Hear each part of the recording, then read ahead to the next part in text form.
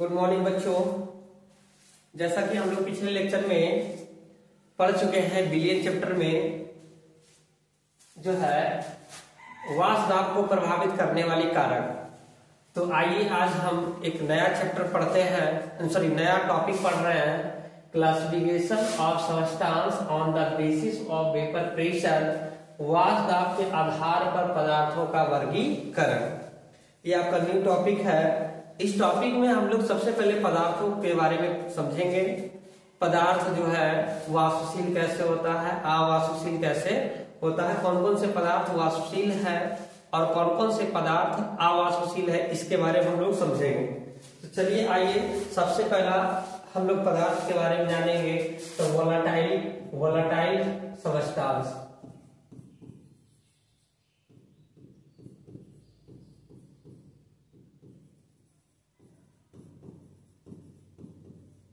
वाष्पशील पदार्थ। वाष्पशील पदार्थ कौन कौन से हो सकते हैं? जिसका जो है P0 0 के इक्वल नहीं।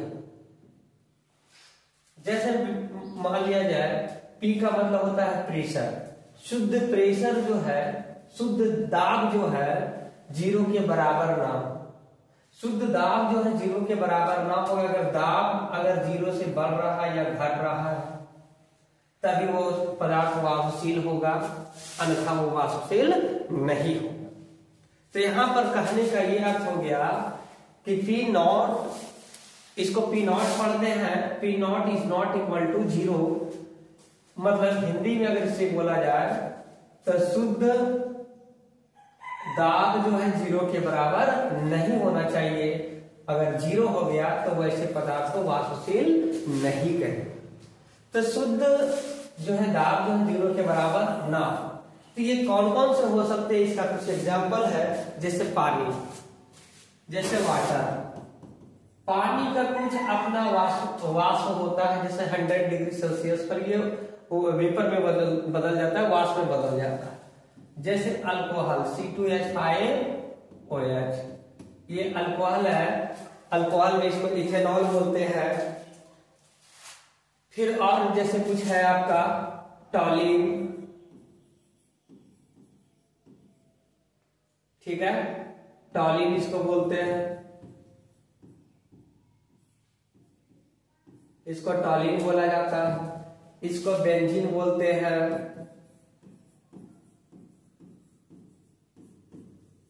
बेंजीन, ये सब कुछ जो है वाष्पशील पदार्थ है जो भाप बन के उड़ जाएंगे। ठीक है जी। तो ये वाष्पशील पदार्थ का कुछ एग्जाम्पल है। ठीक है। वैसे पदार्थ जिसका दाब 0 के बराबर ना हो उसे हम लोग वाष्पशील पदार्थ कहते हैं। वैसे पदार्थ जिसका वाष्पशील 0 के बराबर ना हो तो उसे हम लोग क्या बोलेंगे? वाष्पशील पदार्थ बोलेंगे। तो इसका डेफिनेशन लिख ही लो थोड़ा सा। वैसे पदार्थ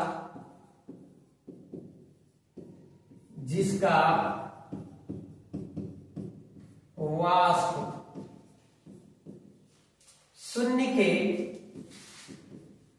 0 के बराबर ना हो तो वैसे पदार्थ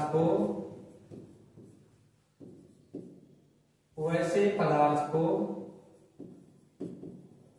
वाष्पशील पदार्थ कहते हैं।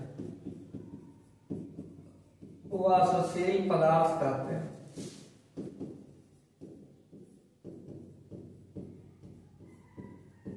ठीक है जी।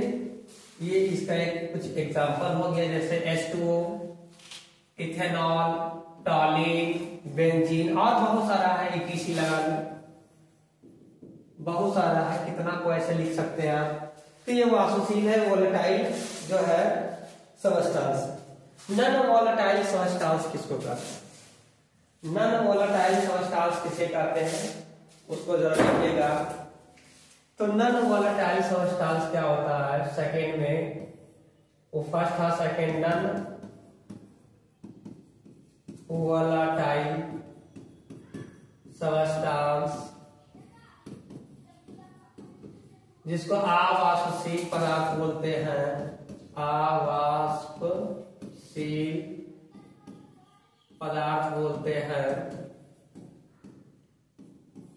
इसमें क्या होता है, P is not equal to zero, sorry P equal to zero, P का मान जीरो के बराबर है।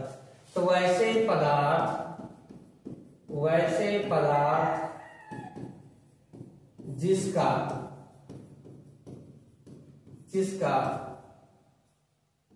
वाष्प शून्य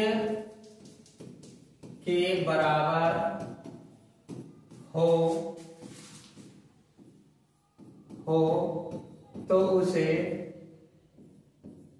तो उसे आवाष्पशील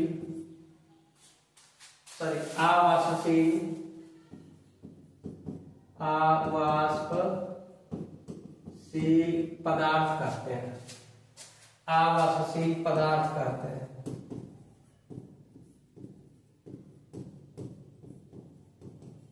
वैसे पदार्थ जिसका वाष्प शून्य के बराबर हो तो उसे आवाष्पशील पदार्थ कहते हैं। ये जो है आपका ठोस अवस्था में होता है, और वो जो था वाष्पशील वाला वो द्रव अवस्था में। कौन सा अवस्था, द्रव अवस्था में। ये वाला जो था बाबू आपका जो था, ये जो है लिक्विड के रूप में था, द्रव के रूप में था, और ये वाला जो पदार्थ है आपका, ये वाला जो पदार्थ है यहाँ पर सॉलिड के रूप में है, ठोस के रूप में है। तो आवाष्पशील पदार्थ कहते हैं किसको, तो वैसे पदार्थ जिसका वाष्प शून्य के बराबर हो तो उसे आवाष्पशील पदार्थ कहते हैं। क्लियर बात समझ में आ रहा है, क्लियर बात समझ में आ रहा है बच्चे। चलिए आगे बढ़ जाए, चलिए आगे बढ़ते हैं। तो इसका कुछ एग्जाम्पल है, एग्जाम्पल जैसे यूरिया, ग्लूकोज, सुक्रोज जैसे में अगर एग्जाम्पल में अगर बात किया जाए तो यूरिया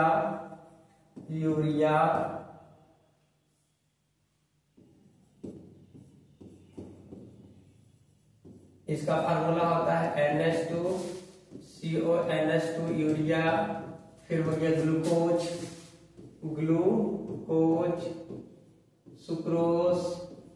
सुक्रोज ETC।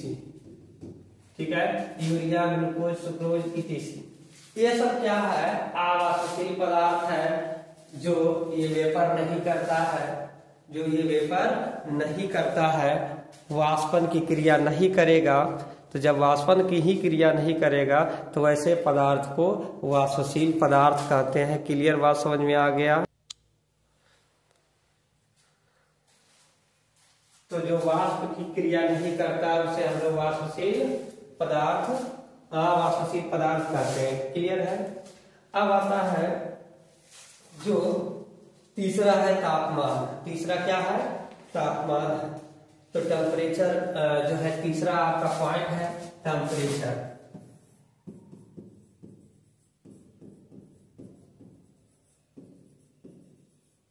टेम्परेचर मतलब तापमान। तापमान क्या होता है, चलिए तो इसके बारे में लिखिएगा। जब तापमान बढ़ता है, जब तापमान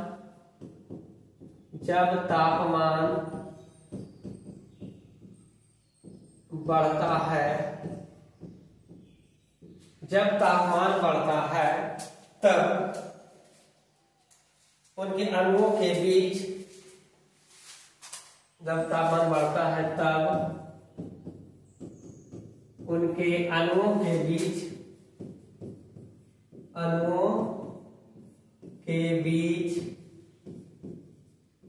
गतिज ऊर्जा काइनेटिक एनर्जी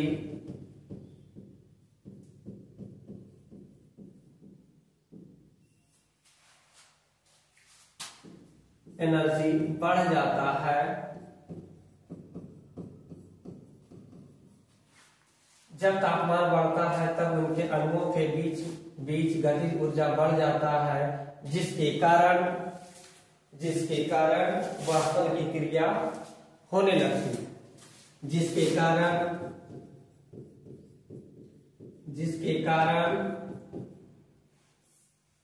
कारण वाष्पन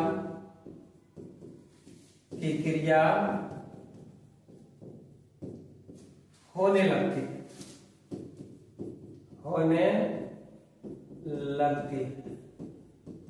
जिसके कारण वाष्पन की क्रिया होने लगता है, जिससे वाष्प दाब बढ़ जाता है, जिससे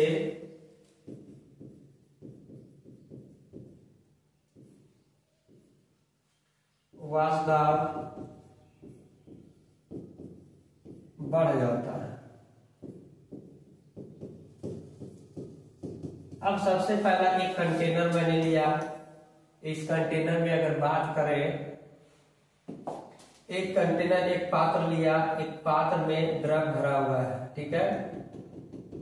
अब इसको हम लोग गर्म किए, हीट कर दिए।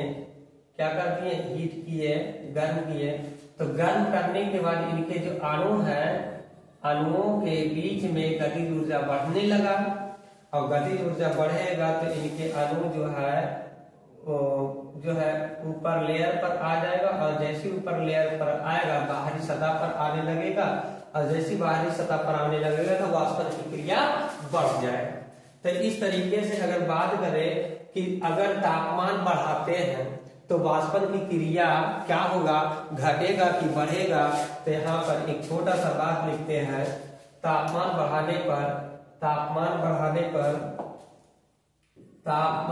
मतलब टेम्परेचर। अगर टेम्परेचर बढ़ा देंगे, बढ़ाने वाला साइन है। तापमान अगर बढ़ेगा तो वाष्पन की क्रिया जो प्रेशर होगा, वेपर प्रेशर होगा, वेपोराइजेशन, ऐसे लिखो, वेपोराइजेशन मतलब वाष्पन की क्रिया जो है वो भी बढ़ जाएगा। क्यों बढ़ेगा? क्योंकि इनके अणुओं के बीच में कौन सी ऊर्जा आ रहा है? तो गतिज ऊर्जा। बिल्कुल समझ में आ रहा है। तो इनके अणुओं के बीच में जब गतिज ऊर्जा आएगा तो ये अणु जो है वो ज्यादा वाष्प होंगे और वाष्पन की क्रिया बढ़ जाएगी। इसी के ऊपर अगर देखा जाए कि यदि तापमान के साथ इसका जो दाब है वो अगर अलग अलग हो तो वाष्पन की क्रिया क्या होगा। तो इसके लिए एक छोटा सा फार्मूला है। फार्मूला में अलग अलग तापमान पर निकालने के लिए अलग अलग टाइप से यहाँ पर देखते हैं। तो चलिए इसको देखते हैं, स्क्रॉल कर रहे हैं, ठीक है, ध्यान रखें। चलिए यहाँ तक हो गया था इसको स्क्रीनशॉट जल्दी से लीजिए। आगे हम बढ़ते हैं। चलिए आगे हम बढ़ रहे हैं। अब देखिएगा इसके लिए एक छोटा सा फॉर्मूला है कि वेपर प्रेशर के साथ अगर तापमान में परिवर्तन हो, वाष्प दाब के साथ अगर तापमान में परिवर्तन हो, ठीक है, वाष्प दाब के साथ vapour pressure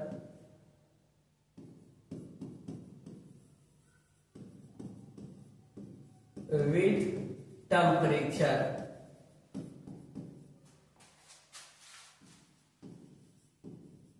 vapour pressure with temperature, तापमान के साथ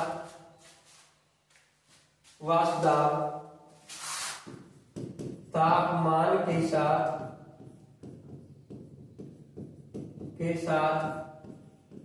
वाष्प दाब अगर बात कर लेगा, तापमान के साथ वाष्प दाब, तो ये क्या होगा। इसके लिए अलग अलग जो है एक फॉर्मूला है, लॉग में Vp2 और y में Vp1 इक्वल टू। अब ये Vp2 क्या होता है, Vp1 क्या होता है, मैं अभी जस्ट आपको बताने वाला हूं। Delta H enthalpy, delta H enthalpy और बटा 2.30 एच वेपर, एंथैल्पी नहीं वेपर लिखो, एच वेपर, वेपर मतलब वाष्प, डेल्टा एच वेपर बाई में 2.303 आर 2.303 आर और इनटू में 1 बाई क्या लिखेंगे 1 by T1 minus 1 by T2। इस पर आपका जो है नॉमिकल बनेगा, कब बनेगा, जब अलग अलग तापमान दिया रहेगा तब, जब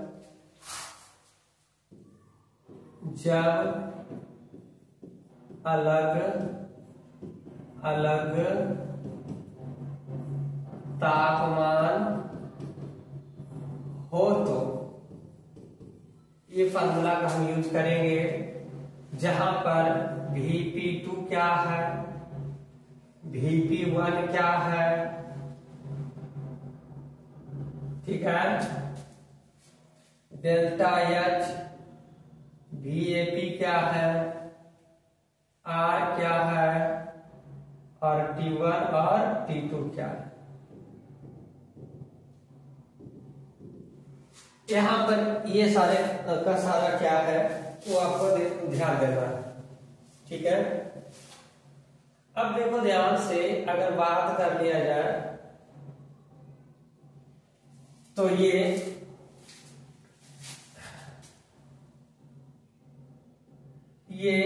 जो है दूसरे ताप का वाष्प दाब है।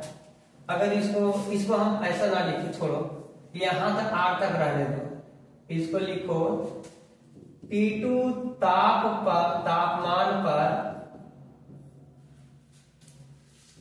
Vp2 वाष्प दाब,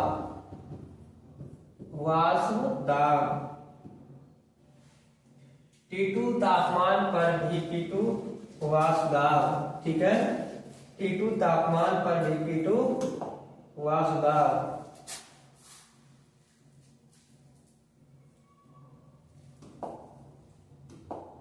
T2 तापमान पर Vp2 वाष्प दाब।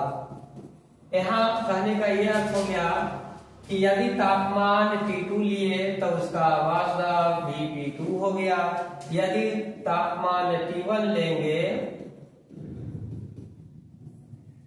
तो इसका वाष्प दाब जो होगा Vp1 वाष्प दाब होगा। और ये डेल्टा एच वेपर का मतलब होता है वाष्प दाब का एंथैल्पी, वाष्प दाब का एंथैल्पी,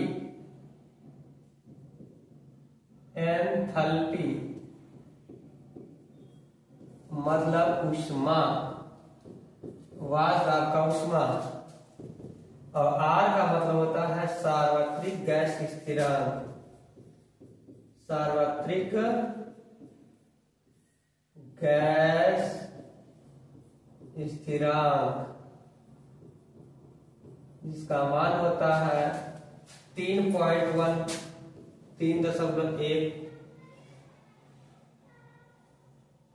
छोड़ो, इसका मान अभी आपको दिया रहेगा। तो सार्वत्रिक गैस स्थिरांक इसको बोलते हैं, इसका मान जो है आपके जो न्यूमेरिकल बनाओगे तब वहां पर दे देगा अलग अलग तापमानों पर, ठीक है जी।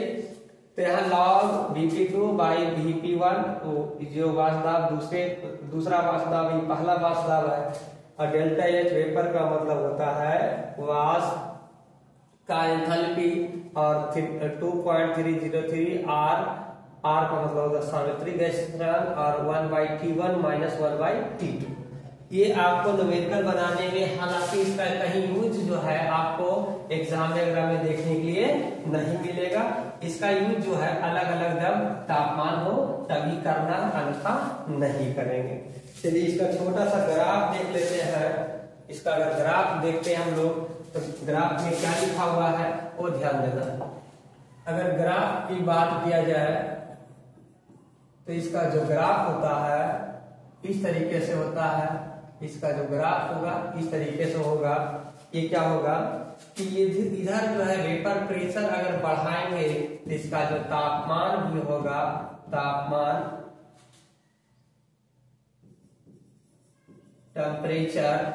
टेम्परेचर भी इंक्रीज होगा।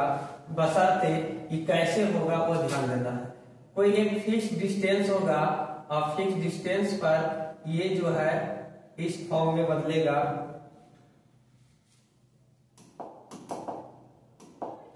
फिक्स डिस्टेंस पर इस फॉर्म में आ जाएगा। ये यहां पर ऐसे, यहां पर ऐसे इस फॉर्म में रहेगा, ठीक है जी। और यहां पर एक ऐसा ये ग्राफ जाएगा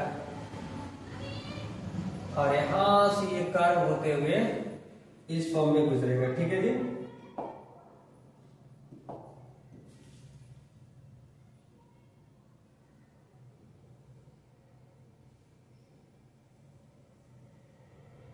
इसका जो ग्राफ जाएगा इस फॉर्म में जाएगा।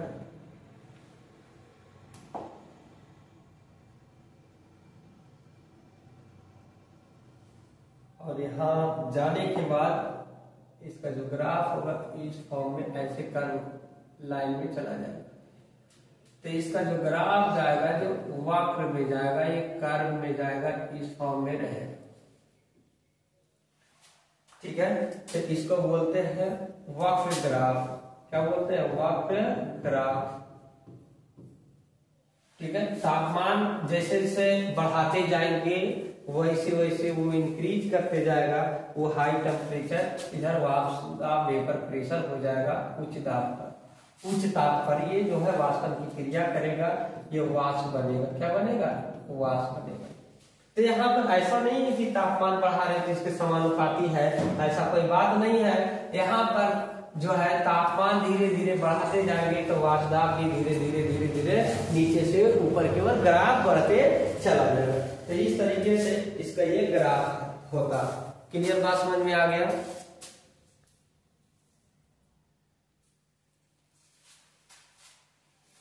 चलिए, तो अब बच्चे यहाँ पर बिलियन, अभी तो हम देखें विलायक का वाष्प दाब, अब हम लोग देखेंगे बिलियन का वाष्प दाब। तो बिलियन का वाष्प दाब जो है नेक्स्ट लेक्चर में हम लोग पढ़ेंगे और समझेंगे बिलियन का वाष्प दाब होता है क्या।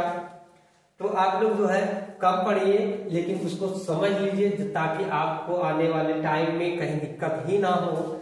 और आप लोग जो है वीडियो को जब देखते हैं तो डाउनलोड करके ना देखें, उसको डायरेक्ट जो है मोबाइल में डायरेक्ट जो है उसको ऑनलाइन ही देखें, ताकि जो है डाउनलोड रहता है तो उस कंडीशन में क्या करता है, चलो आज अभी देख लेंगे, कोई एक घंटा के बाद देख लेंगे, लेकिन जब आप डिस्प्ले खोलिएगा तो उस कंडीशन में ऑनलाइन रहेगा, तो उसी कंडीशन में आप तुरंत उसको आप पढ़ सकते हैं। तो डाउनलोड ना देखें, उसको ऑनलाइन ही चला के देखें ताकि आपके लिए बेटर हो। और जो बच्चे नए हैं, नए जुड़ना चाहते हैं मेरे YouTube से, तो ये YouTube चैनल है, YouTube